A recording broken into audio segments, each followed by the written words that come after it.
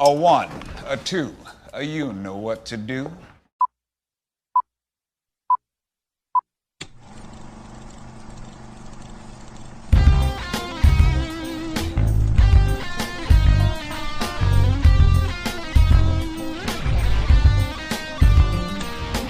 Chris Gauser here with Matt Howell. On this episode of The First Run, Matt and I are going to continue our catch-up of some of the films of 2020 that didn't quite get to fit in, mostly because of disastrous COVID issues and just numerous theatrical delays. So first up, it's going to be Promising Young Woman. Matt, a film I've been looking forward to the entire year. When we did our preview show in 2019, I had mentioned how much I was looking forward to this one, and I finally got to see it. Was it worth the wait? Then we're going to check out Chadwick Boseman's last performance in Ma Rainey's Black Bottom, the adaptation of August Wilson's play that also features Viola Davis, which is currently on Netflix. We'll tell you what's coming up in your physical media, featuring your straight-to-DVD and streaming picks of the week. Then we'll wrap up the show as Matt and I share our 5 favorite stage plays that were adapted into films. Let's start everything off, though, with a clip from Promising Young Woman. Daisy. That's me. Dean Walker. Please sit. My assistant says that you are interested in resuming med school. That's right. May I ask what prompted your desire to get back to your studies? I guess I couldn't stop thinking about my time here. Yeah, that's an extraordinary place. It's an unusual request. Yes, but I left under unusual circumstances. Oh. I left because of what happened to Nina. Nina Fisher. You don't remember her? Maybe you remember Alexander Monroe? Oh, yes, Alexander Monroe. He actually just came back and gave a talk here. Oh, he's a really nice guy, really smart. Are you a friend of his? No. So you don't remember the accusations made against Al Monroe? I don't. He took a girl, Nina Fisher, the one you don't remember. So Matt, Promising Young Woman, written and directed by Emerald Fennell. Long delayed as part of the coronavirus impact. And as I said in the opening, something I've been looking forward to the entire year.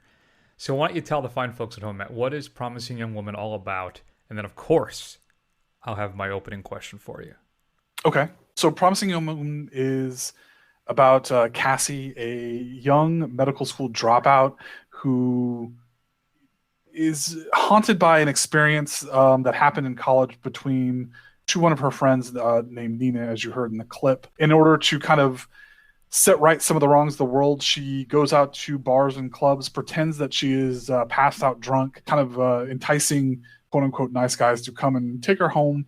And when they try something, she turns the tables on them once they get her back to their place. But as she can kind of progresses through her plan of vengeance, she meets somebody that she may actually be into. And then it becomes, is it something that she wants to continue to pursue?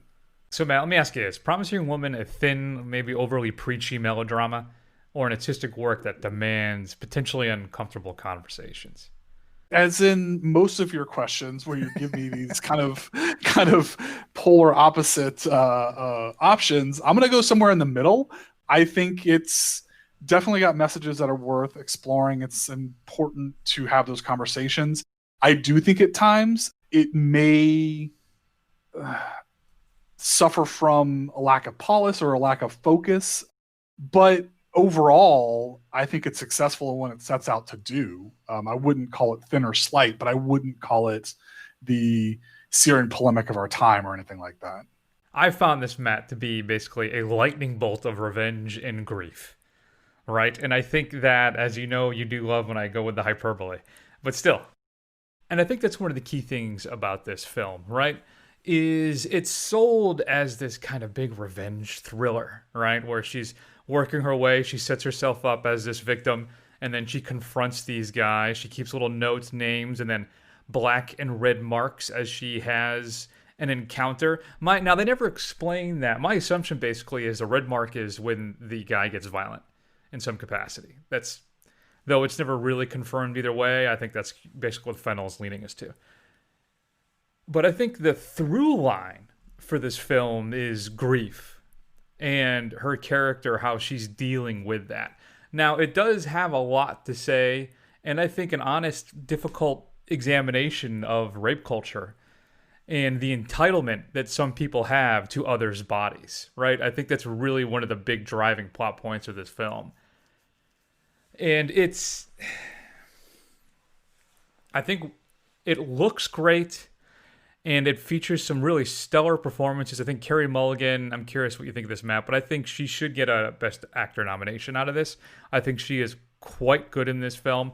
Burnham, too, who plays her love interest in this film, the former college friend who comes back into her life, and that he represents basically her outlet, her possible way out of this path that she set herself on to avenge the people who wronged Nina, as well as just the general events, the things she does at night, right, when she goes to challenge these guys and hopefully change their ways in some capacity.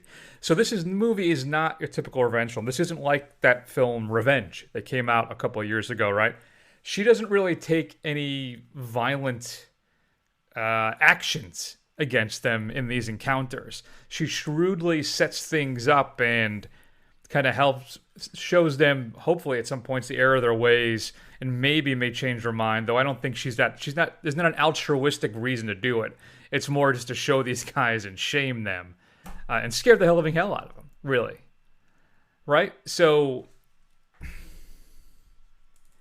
I think that for all its truth-telling, its warnings and uncomfortable encounters, which I think I can put it mildly, I do think that Mulligan's Cassandra, which I found exceptionally aptly named, if you're not familiar with the Greek legend of Cassandra, right? The person who warns but is not believed. She is a force, and I really think, Matt, this is the best performance I've seen out of her, and she's always been fantastic. I was very just impressed with this thing, Matt, and really it's a film with a message that is entertaining. I was on the edge of my seat the entire time. I love the relationship between her and Bo Burnham's Ryan Cooper. I also thought her parents, played by Clancy Brown and Jennifer Coolidge, were really effective as well. And there's just that one part, Matt, when the movie has its turn, that I was on the edge of my seat. I was begging out loud in the theater, please no, please no, please no. Though in the end, I guess I knew it was inevitable.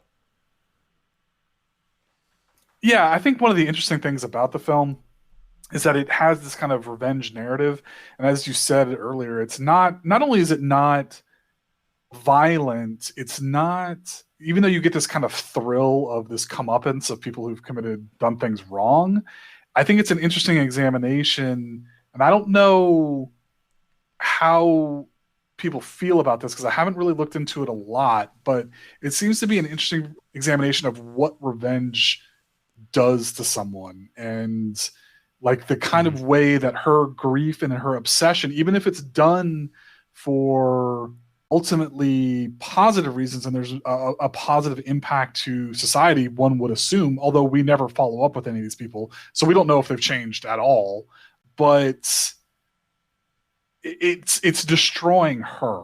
And I think even at one point, Nina's mother, she goes to visit her, and Nina's mother's like, you have to let this go. Like, we've all moved on and we've continued with our lives and you have to move on. And it's really her obsession with this figure that she's idealized is, killing her parents. It's destroying her social life. She has no friendships, and her only single-minded mission is to kind of inflict this back onto wrongdoers in society, and it ultimately it's leading to her downfall in one way or another. And I think it's an interesting kind of juxtaposition because you don't really see that a lot in these type of revenge films where the person who's seeking revenge is completely justified, and the thrill in these films is that you're watching this person kind of on this righteous rampage, whereas this kind of takes a step back about a third of the way into it and be like, this is killing her, and she's not who she was anymore, and she's not really just a shell of a person. And there's even some sympathy for her victims. I mean, her interaction with Alison Brie, and as someone she went to college with, I think she ultimately regrets what she may have done for whatever it's worth. So it's interesting. It's got a lot of things to say. I think the hard part is it can get kind of muddled in those messages. And I think it's a good film, and I think Carey Mulligan is great, and I really liked Bo Burnham as well. But it's not what you would expect. Interesting. So you actually put it much better than I could in regards to her path to her own self-destruction. And it will look like it appears she's going to work her way out of it, right? She gets derailed, unfortunately. Right. And the film goes to its inevitable conclusion, I think, really. Even though it still was shocking and unnerving and disturbing. Though I admit the ultimate ending of the film, I'm not even sure in the real world has its same conclusion. I don't know if basically they just wouldn't get away with everything that had happened previously in the movie, right? Unfortunately. Though hopefully not so much nowadays. But still, I found this thing to be riveting, Matt. I absolutely loved every minute of it. I thought it was highly successful. The way Fennell is able to capture my emotions and how I'm on this ride with Mulligan, and you feel horrible for her. So even as Mulligan seems to have a way out, she's able to finally start to move on. But then when the film takes its turn and she's sucked right back into the grief, it was just heartbreaking to watch that happen. But you're right, she's on this path of self-destruction at this point now, and she can't turn off it anymore. And she knows what's going to happen, but she still proceeds. It says a lot about just, I don't know, man. Like my note was like, it eviscerates not just the men who lead their lives with certain expectations, but the nice guy myth, right? The guys who specifically use that moniker as a shield. And I think she does a great job disassembling that. I was really just impressed with all of this stuff here. Yeah, I just want to say, poor Adam Brody. I think the man needs to stop being a stand-in for Dirtbag. Because it's all I ever see him in. It's all he ever is a smarmy dirtbag. So the man deserves better sometimes. You would think so, yeah. But Sam Richardson too, who I've always liked and everything I see him in. To see him as just as bad as one of those guys is yeah. And of course our buddy Christopher Mintz-Plasse. Yes, of course. Yes. Anyway, man, I ended up giving Promising Young Woman, probably as a surprise to no one, I gave it an A. I think it's one of the best films of the year. Will easily be in my top 10, likely in my top 5. Carey Mulligan, also an exceptionally strong performance. Yeah. I don't think anybody would be surprised with that if they've listened to the show any amount of time. Even, listening to the last year of shows, I'm going to give it a B+. I enjoyed it quite a bit. I don't know if it's something that I'll ever revisit necessarily. Like, I won't be like, oh, I really want to watch Promising Young Woman again. Let's just plop that in and check that out. But I enjoyed it. And I think I would agree with you. It's probably going to be in my top 10, but I think that says more about 2020 than it says about the film, maybe in general. I don't know. I've seen some really good stuff this year, man. So, yeah. All right. I want to mention a couple things quickly, too, about the film. I think there's some truly insightful writing about this movie out there. In the Twittosphere. If you go to Jordan Crucchiola, and I'm sure I'm massacring it, but she's at Jorcru, which is Jorcru. Again, Jorcru. She has curated basically a list of writing from a bunch of other critics, specifically female and or queer writers. And there's a lot of great articles in that. And I want to spike out as well. Mary Beth McAndrews at RogerEbert.com wrote a really interesting polemic about this film that is a perspective that I simply can't identify with, given my position as a hetero, middle-aged, white, cis male, right? I have no connection with it with the way she does. So it was a really interesting perspective. I'll also link some of those stuff through the notes of the show, so you can check that as well. If you've seen Promising Young Woman, shoot us an email at feedback@thefirstrun.com and let us know your thoughts. Coming up on Physical Media Matt this upcoming Tuesday, January 28th. Let's go ahead and take a listen to something. Roland, let me ask you, what goes through your head when you sit behind the wheel? Cruising the streets, digesting humanity. Is it a process of elimination? Each car that passes, the person inside, are they a mere suspect? Or are we all innocents, our chariots mere chess pieces, waiting to be thrown from the gridlock and into the arms of the wolves? Well, I'd say we act like concerned citizens. We look at all the people, all the cars, We look for any unusual or erratic behavior. Speed changes or lane changes that seem unsafe. Yeah, but don't you think emotions come into play? Judgment calls. Affected by whatever mood you're in on that particular day. Emotional responses based on your past events. Well, there is one thing. I knew it. Oh, and that one thing is a doozy. That is a clip from Richard Kelly's just mess of a film, Southland Tales, coming out from a special edition from Arrow. Brand new 2K restoration. And it's going to include the con cut, which is like, what, 15, 20 minutes longer? I remember seeing this in theater thinking, what the hell? But I'm going to be honest with you, Matt. I ordered this because I got a really good price on it, and I wanted to see the con cut. And I just wanted to revisit it after all this time to see if it's as bad or as confused and muddled the mess as I remember, and if this extended version kind of clears things up. So, Southland Tales, getting a big release there. Matt, a film I want to do for the show, Fat Man, starring, well, Mel Gibson. But this is the one where he plays Santa Claus, who has to contend with a hitman sent from a disappointed child.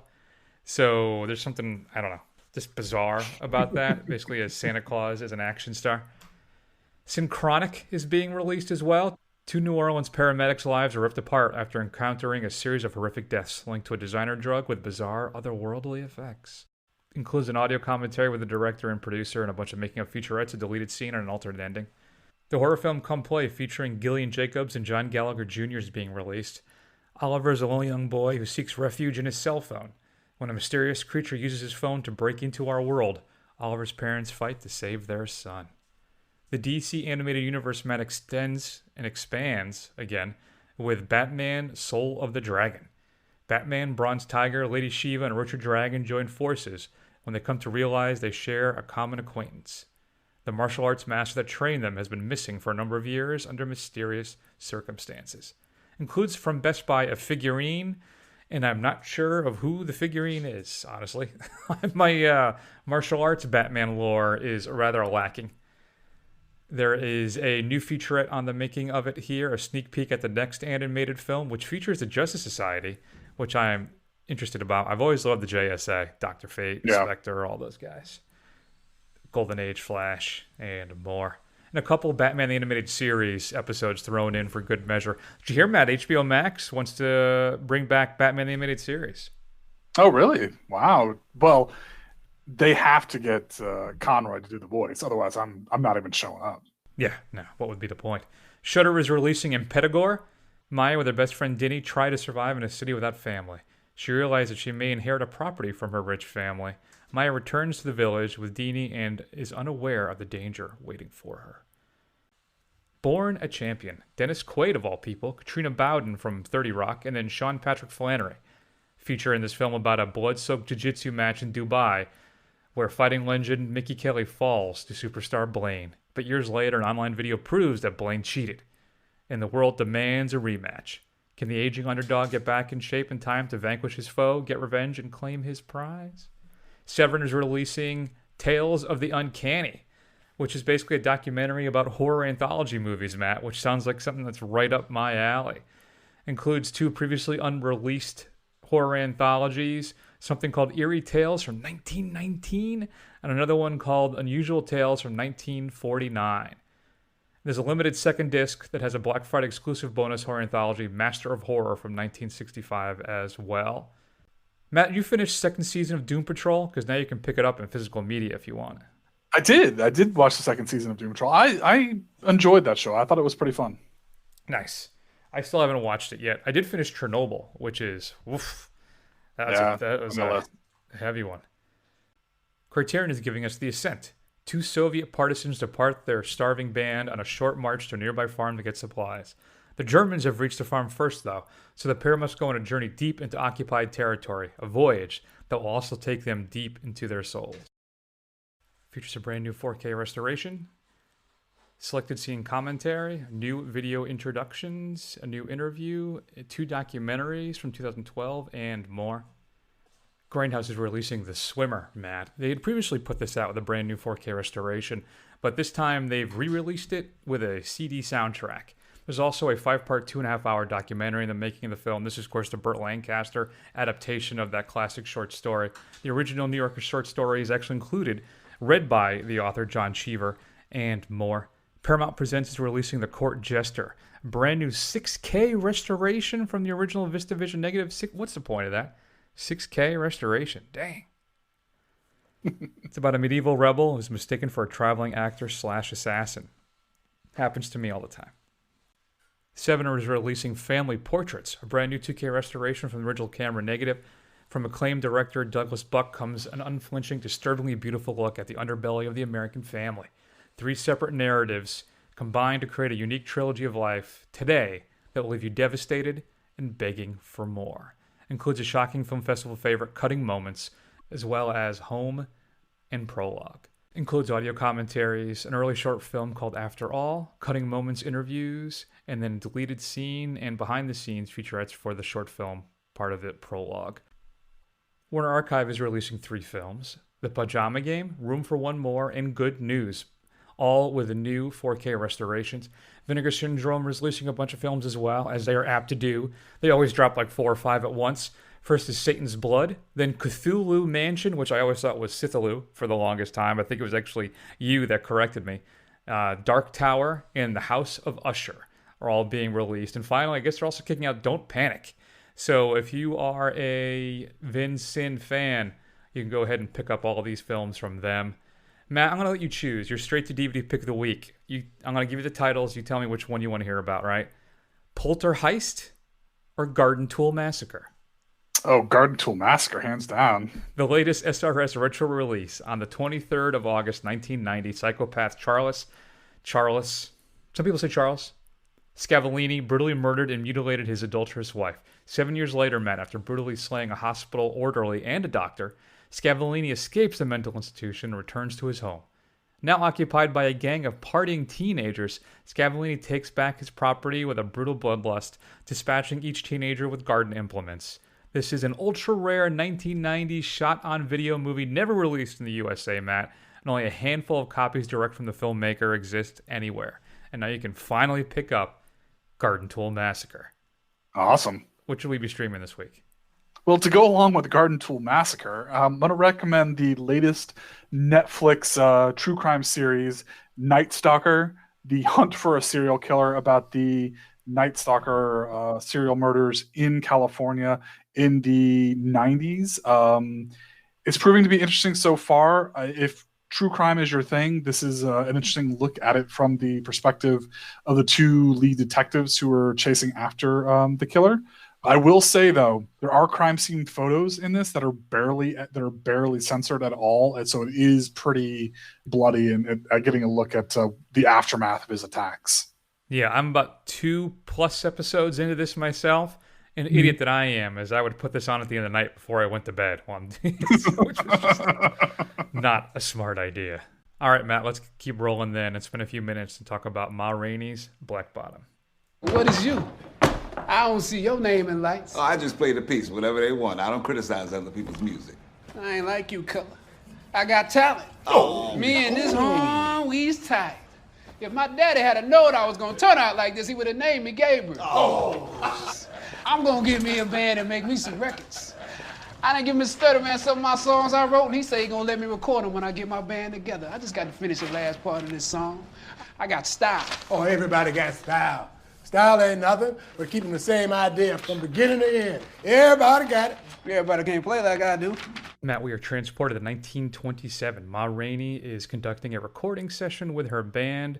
Her trumpet player, Chadwick Boseman, plays Levy Green, who has ideas of his own. He wants to make his own record and kind of break out from the group. But Ma Rainey, well, perhaps her ego is not going to let that happen.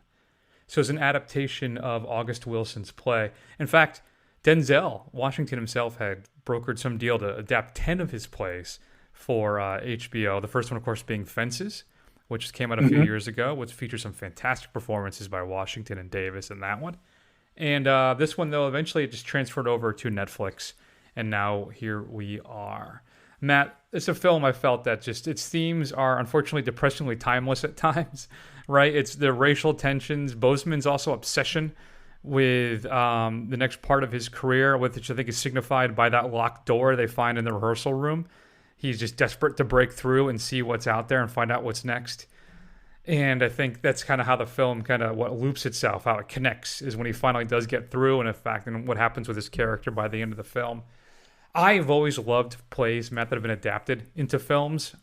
I don't know what, and you can always tell too. There's always that feel to them, right? And this one definitely has that feel to it. So, what do you feel? What do you think about Ma Rainey's Black Bottom and Boseman's last performance?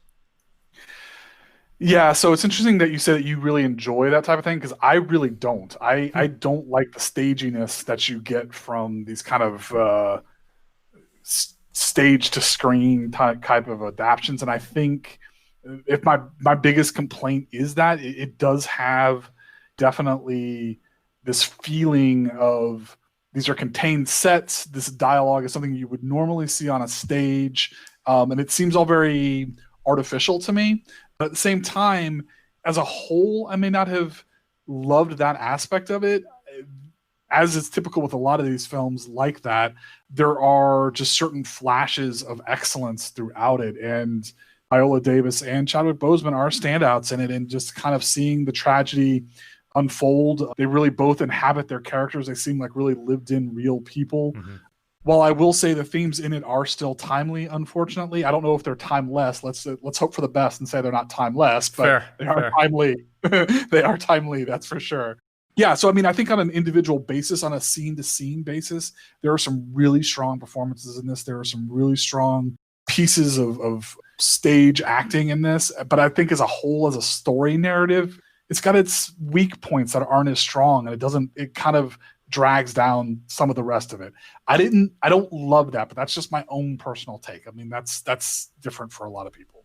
Yeah, I thought, Matt, this film was fantastic. Again, it's very lush. The colors, the stagecraft, the way everything looks, the set design, the costuming, it just looks authentic. Even though you can tell that there's some CGI here, particularly when we have these wide open shots of the city, when we kind of pan down into the street and all this stuff.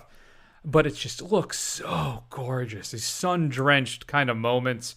And as I said, the costume design and the set design is so authentic and lifelike. It was a pleasure to watch. The way the film is shot, kind of with these sweeping camera moves, even though we're confined into this, as you say, kind of stage play set thing, it whisks around as we go from character to character. And really, it is, I found this thing exhilarating. Really, and then there's a couple times a year, I always say this, that when I'll watch a film, typically in the theater, that I am just filled again with the reason why I love cinema. And that happened this week for me for both these films.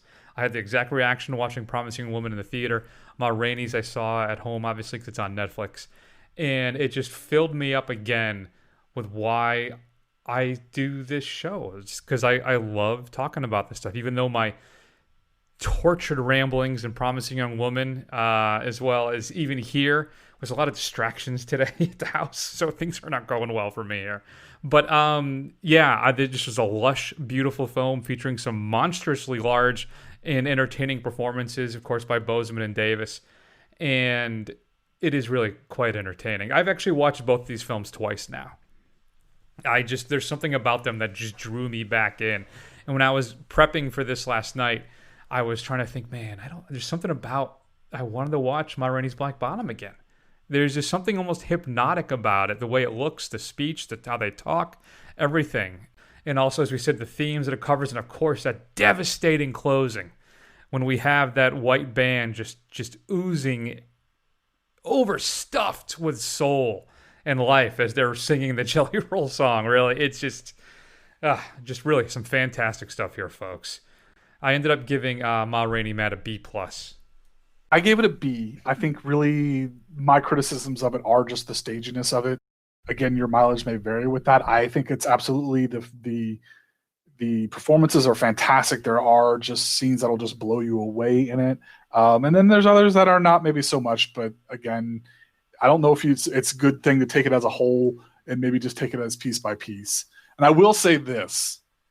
This is now in my running for second place with Crimson Tide as the sweatiest movie of all time. Viola Davis is just glistening in this, and I hate that. It drives me crazy. It makes me just physically uncomfortable just watching this. Yeah, I don't. It just gets to me, man. Because I know it's like glycerin that they just sprayed on people, but it's just so gross. I don't like it. Watching Viggo Mortensen in Crimson Tide with I'm sorry, but the film itself, I would give it a B. Fair enough. If you've seen Ma Rainey's Black Bottom, currently available on Netflix, go ahead, shoot us an email at feedback@thefirstrun.com. All right, Matt, let's end my pain today with all of our issues, and let's discuss our 5 favorite films adapted from plays. I've been here a long time. But I'm from Cuba. A lot of black folks in Cuba. You wouldn't know that from being here, though. I was a wild little shorty, man. Just like you. Running around with no shoes on, when the moon was out. This one time, I run by this old lady. I was running, hollering, cutting a fool, boy. This old lady, she stopped me. She said, running around, catching up all that light. In moonlight, black boys look blue. You blue. That's why I gonna call you. Blue. Say your name, Blue. Nah.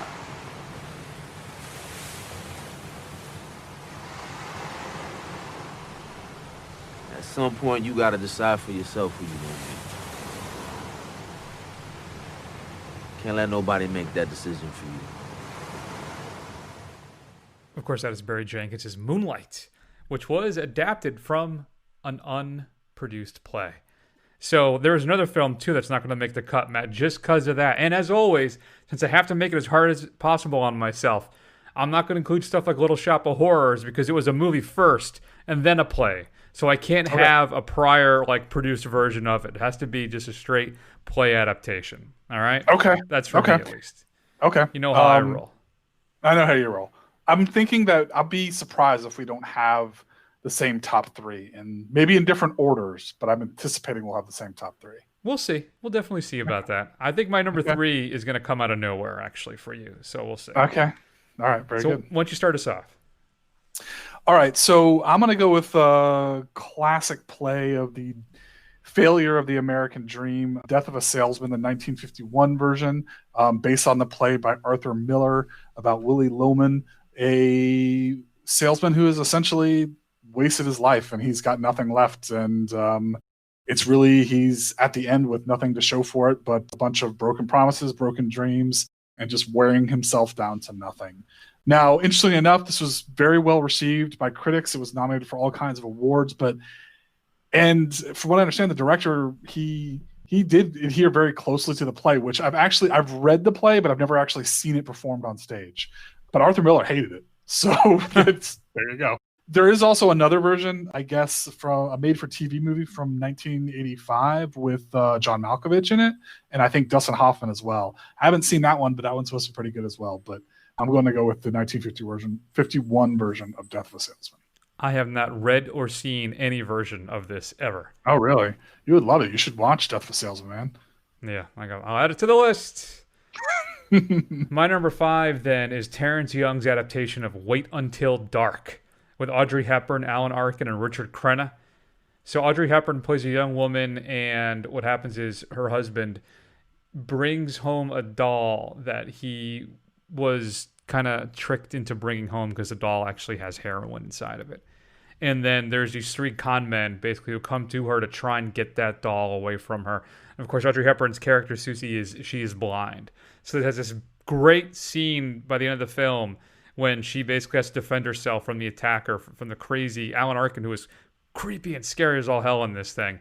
And since she's blind, she turns the lights out. and then you kind of hear everything, and then a little flame goes out. Lots of just great moments. Possibly one of the scariest scenes you'll see in a film is in actually Wait Until Dark. It's my 5. All right. So my number 4 is a take on one of my favorite Shakespeare plays, which is Richard III. This is the 1995 version starring Ian McKellen as the titular Richard III of England, where it's transposed into kind of like a 30s, 40s, World War II type of era, where it tells the story of Richard, the last king of the House of York and the Plantagenet dynasty before he was killed at the Battle of Bosworth Field by Henry Tudor, who started the Tudor dynasty. Richard III has always been one of my favorite kind of Shakespeare villains, and it's really interesting to me that Shakespeare was writing plays for members of the Tudor dynasty as his patrons. So of course he made Richard III their big rival that they had to kill as like one of the most evil people in existence, which is a good contrast of what's real and what's not. But if you just take it for really on face value, Ian McKellen is great at it, and just the way that even the opening soliloquy of the Son of York speech at the beginning, where he starts it off as like this rousing speech and then he's sneering and sarcasm by the end of it. It's fantastic. I love that film. I have not seen it in the longest time. I wanted to buy that on Blu-ray. I think it's from Twilight Time, I believe, and I think it's maybe out of print at this point. I'm not sure, but I wanted to rewatch that again for the longest time. I think I rented it on a VHS or something when it first came out. Really? Wow. I really, really liked it, and I just need to get on that. So, no, that's a great one. My number 4, then, I think is going to be one of your top 3. So I'll just mention it briefly, and then we can move on. And that is the adaptation of 12 Angry Men. This is the one featuring Henry Fonda. There's a great edition of this out from the Criterion Collection, which I own. I rewatched it again late last year, I should say. It's only January. But it's the story of the 12 jurors trying to decide if this young man is responsible for the death of his father or not.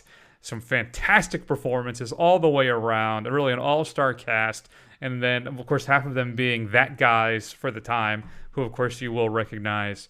But lots of tension, great behind-the-scenes, courtroom kind of drama stuff. So 12 Angry Men is my number 4. Yeah, that'll probably appear somewhere else on the list. So my number 3 then is, I think, going to appear much higher on Chris's list, so I won't say too much about it. But that is David Mamet's Glengarry Glen Ross, about 4 real estate salesmen who are essentially brought in.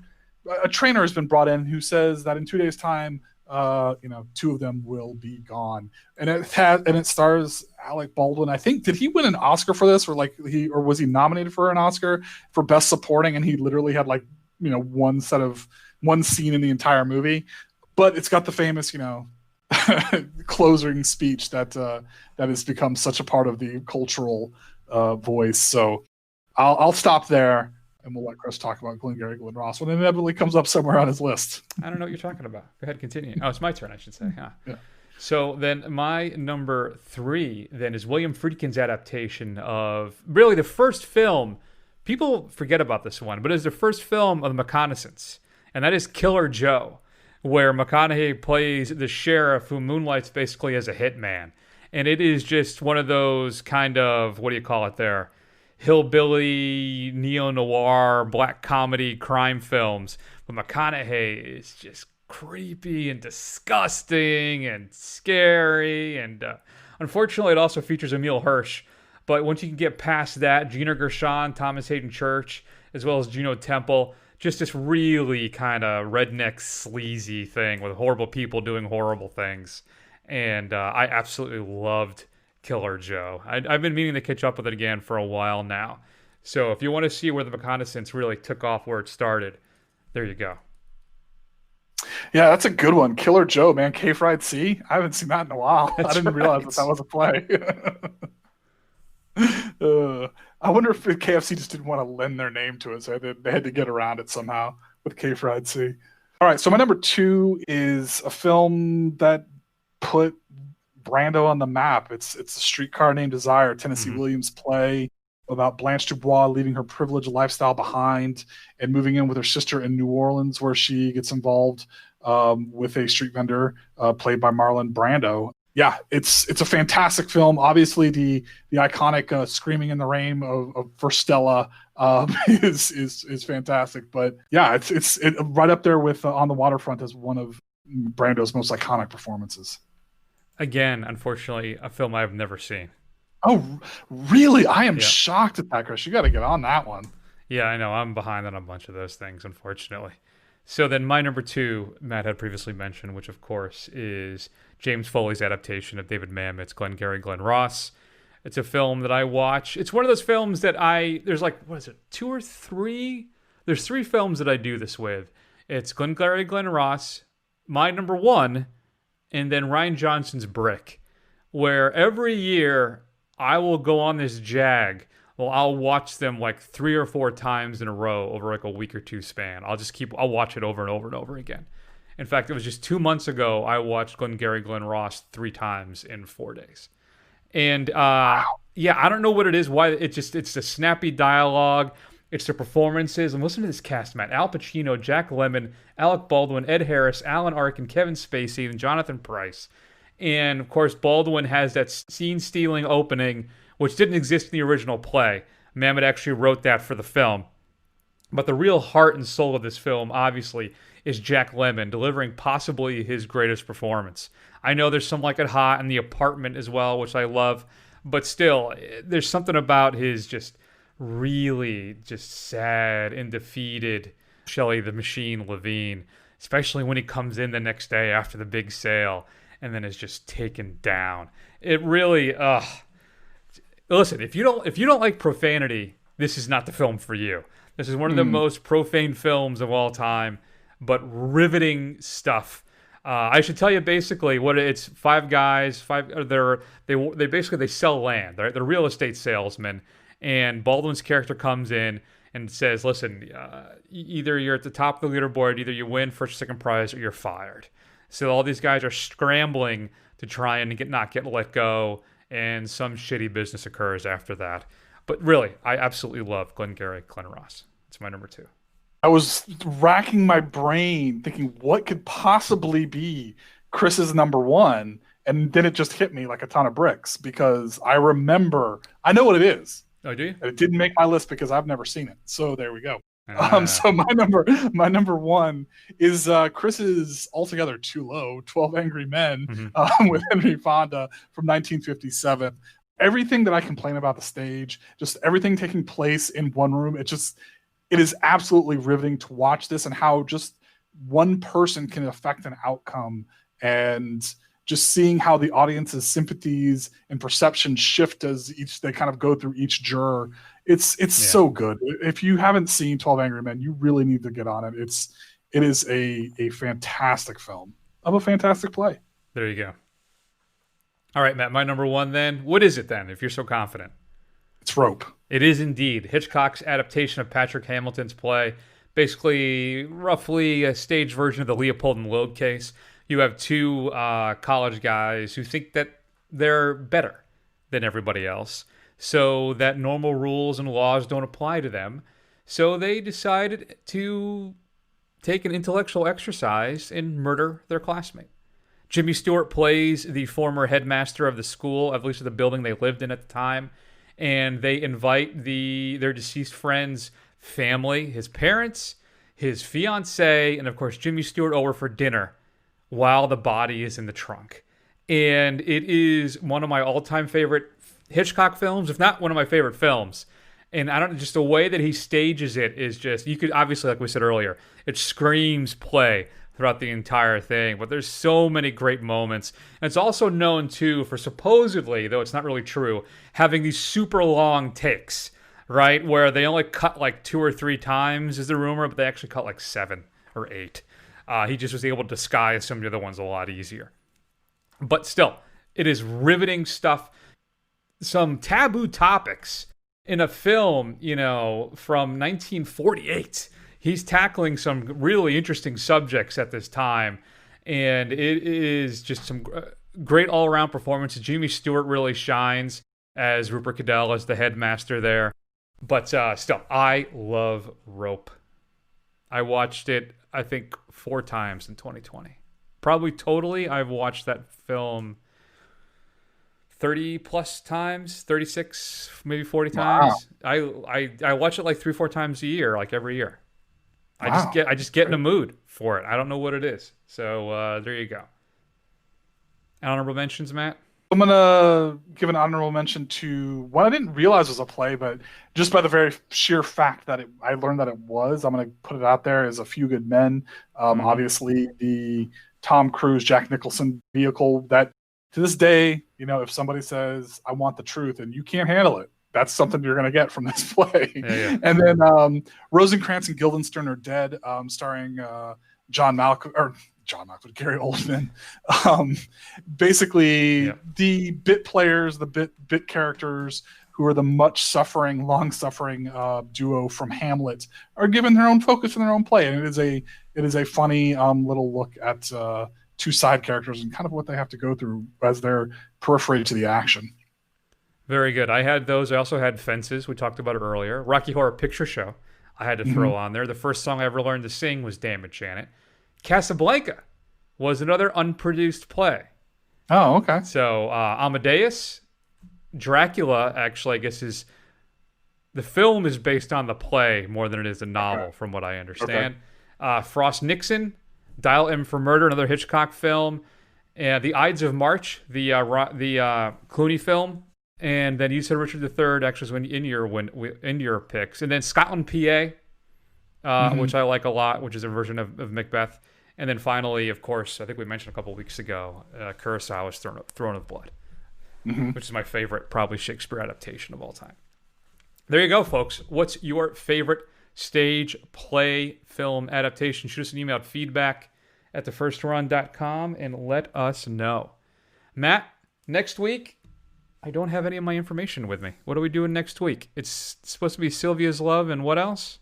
Sylvia's Love and... Hold, please. I was just pulling it up.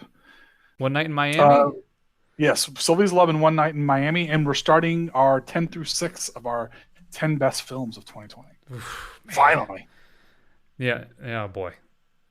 It's going to be... Listen, I'm going to say, because stuff like Nomadland, which we didn't get a chance to see, and is getting its U.S. theatrical date release, its wide release in February, I'm counting that as a 2021 film.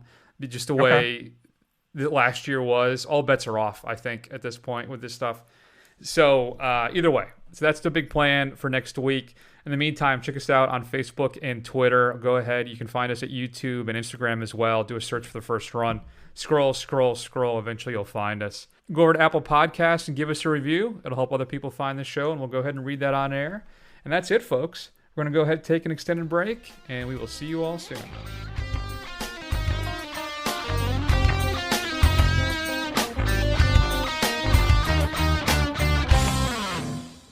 Put that coffee down.